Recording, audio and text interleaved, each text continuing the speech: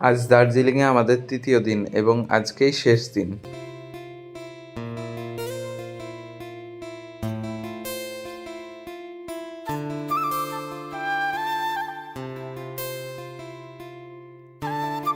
আমরা এখন প্রস্তুত হয়ে গেছি হোটেল থেকে চেক আউট করার জন্য।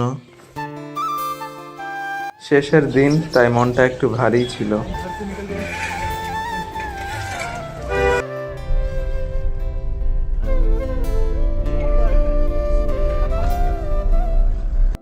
আজ আমরা যাচ্ছি দার্জিলিংয়ের অন্যতম সুন্দর এবং শান্ত একটা জায়গা, পাইন ফরেস্ট। চারিদিকে উঁচু উঁচু পাইন গাছ, মনোরম পরিবেশ আর প্রকৃতির অপূর্ব সৌন্দর্য আমাদের অপেক্ষায় রয়েছে।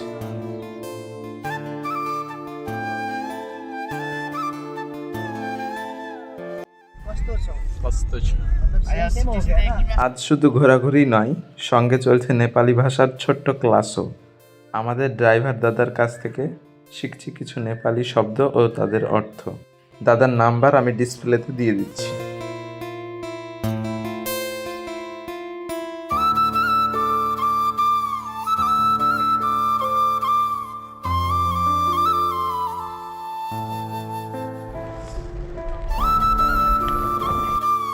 ধীরে ধীরে আমরা এগিয়ে চলেছি পাইন বনের দিকে। পাহাড়ি আঁকাবাঁকা রাস্তা, ঠান্ডা হাওয়া আর চারপাশের সবুজ প্রকৃতি যেন যাত্রাটাকে গন্তব্যের মতো সুন্দর করে তুলেছে।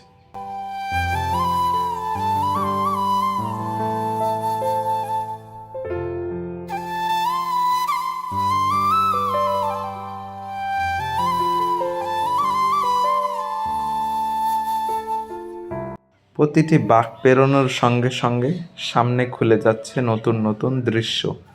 দূরের পাহাড়, মেঘ আর সবুজে ঘেরা এই পথ যেন আমাদের নিয়ে যাচ্ছে প্রকৃতির এক অন্য জগতে।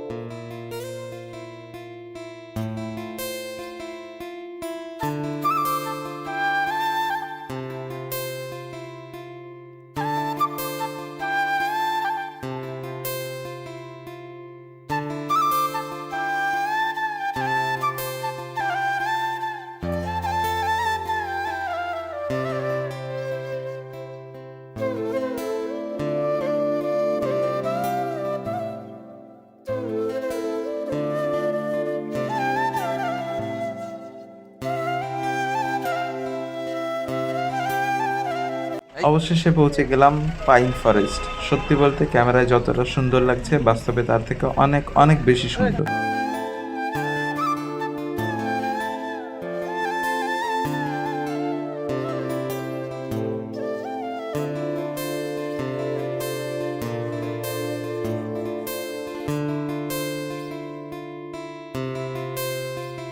পাইন ফরেস্টের সৌন্দর্য ক্যামেরা বন্দি করতে ব্যস্ত পর্যটকেরা।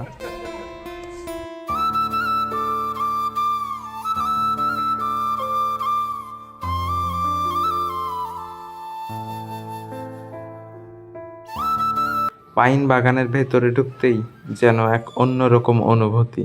চারিদিকে আকাশ ছোঁয়া পাইন গাছ, নিচে শুকনো পাতা আর এক শান্ত নিরিবিলি পরিবেশ।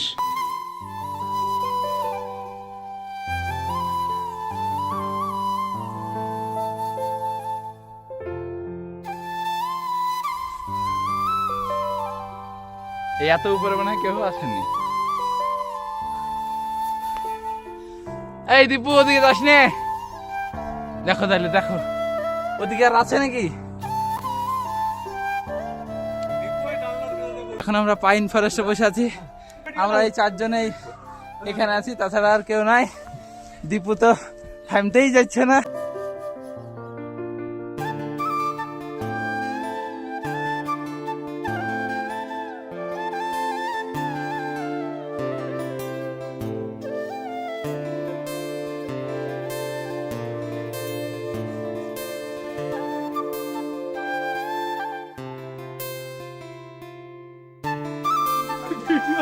এই মুহূর্তে আমাদের পাইন এই